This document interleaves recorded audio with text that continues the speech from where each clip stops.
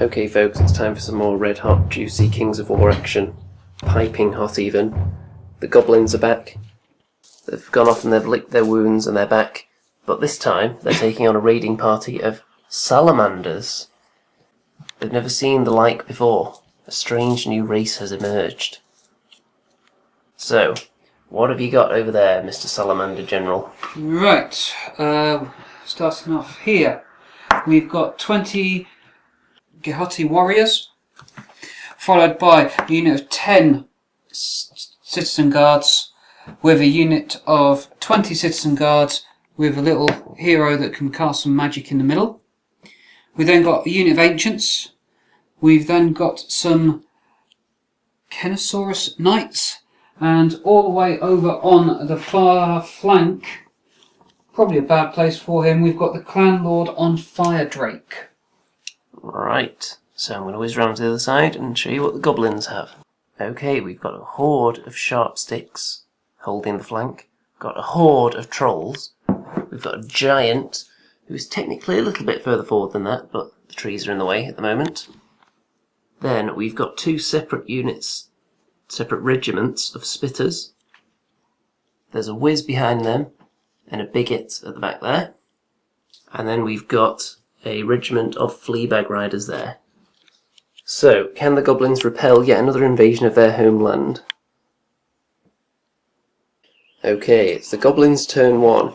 They've crept forward, not too incredibly fast.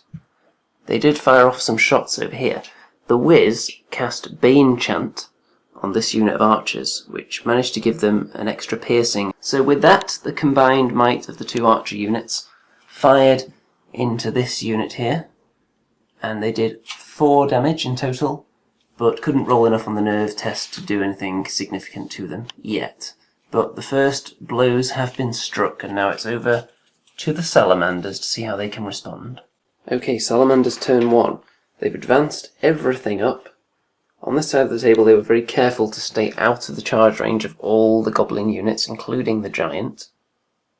So they're playing it a bit cautious as well, but over here they've been a bit more bold. They've decided that having 2 units potentially up against the 1 unit of fleabags means they can afford to leave themselves within charge range, and then hope that if the fleabags choose to charge one of the units, they won't be able to wipe it out, and then they would be in a prime position for a double charge next turn. So we'll see what happens with that momentarily, because there was no shooting from the Salamanders. Right, with the goblin turn 2. They've positioned themselves at jaunty angles over here, anticipating all the charges that are coming in. So we might see an awful lot of charge, counter-charge business going on down here in a minute, because this is where all the really juicy units are gathered. Over here, the whiz cast Bane Chant on this unit, and he succeeded twice, giving them a piercing of 2, which was quite juicy. But the combined might of these 2 spitter units only managed to do 3 damage to these city guard, but then the nerve roll was enough to leave them wavering, which is all they really wanted, because I needed to prevent the charge into the flank of this unit of fleabag riders that charged into these guys, Gakota. Yeah, Gakota warriors. In the combat, they took 7 damage from the fleabag riders, and they are also wavering as a result, so there's not going to be too much counter-charging going on around here.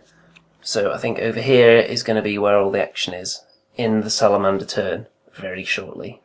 The Salamanders have gone on the offensive. These units have just positioned themselves looking menacingly at the giant. Over here, this cavalry charged into the trolls. They only did 4 damage, but with a good roll they did manage to waver them. So inspiring does nothing against waver. And then over here, the general charged into these sharp sticks, did 5 points of damage, but couldn't waver them with a double 6. So I think it's about to get very, very juicy now as we move on to turn 3. Okay, so Goblin turn 3. Quite eventful. The sharp sticks charged into the general, and with the assistance of Bane Chant on them, which gave them crushing strength 2, so they were then damaging him on 4s, they managed to do 10 points of damage on him and waver him, because they had to re-roll the nerve check because he inspired himself. I don't know what this is about his ego. The trolls obviously couldn't do anything because they were kind of wavered. The bigot was boxed in over here. The giant's taken up a defensive posture against those units. And over here, this unit of spitters fired into those city guard, did some more damage to them and wavered them again. So they're feeling very wavered at the moment. And these spitters fired into the large unit of city guard, did a bit more damage, but not enough to waver them. Then over here, Fleabag Riders charged into the unpronounceable creatures again, and did enough damage to finish them off. The first casualties have been dealt in this game. I'm feeling we could see some more fairly soon though, because I think the Salamanders are closing in for some juicy combat action with their turn 3 coming up right now. Salamanders turn 3. The Ancients moved into position around here, probably assuming that their boss is about to get killed, so just plugging the gap in the lines potentially against those sharp sticks. The Cavalry charged into the Trolls again, did more damage and wavered them once again. So these Trolls, they're just wavered beyond belief. And then these City Guard charged in to the Giant. Bane Chant gave them an additional 2 crushing strength. And that resulted in 8 damage on the Giant, and he ended up wavering as well. So it's all very well having an inspiring character around, but it does nothing if everything's just being wavered. So, let's see how the Goblins can respond to this. Goblin turn 4, and it was quite eventful. The sharp sticks charged into the general again, did 1 point of damage, which was enough to make him do another test, but he was wavering again. A lot of wavering going on in this game. The Wiz whizzed around here and put Bane Chant onto these Fleabag Riders who did the long charge from all the way up on that hill, all the way down here into the City Guard that had previously fought the Giant, into the flank, so double attacks, plus Bane Chant, giving them an extra crushing strength, and they used it to good effect and crushed them. So they're completely wiped. So, the Salamanders have got a few units left, but they are surrounded by the Goblin Horde. It's going to be interesting to see if they can fight their way out of this particular little pickle they've found themselves in. Salamanders turn 4. The Ancients turned round to face this impending menace. A fireball was launched from the Wizard at the Giant. It wasn't enough to finish him off. Then the Cavalry went into the Trolls again, did yet more damage, but it was only enough to re-waver them. I think they've been wavered for 3 or 4 times now. So we'll see if they get to do anything before the end of the game. Probably not. And I think the Goblins could deal a death blow to the Salamander forces right now. We'll see.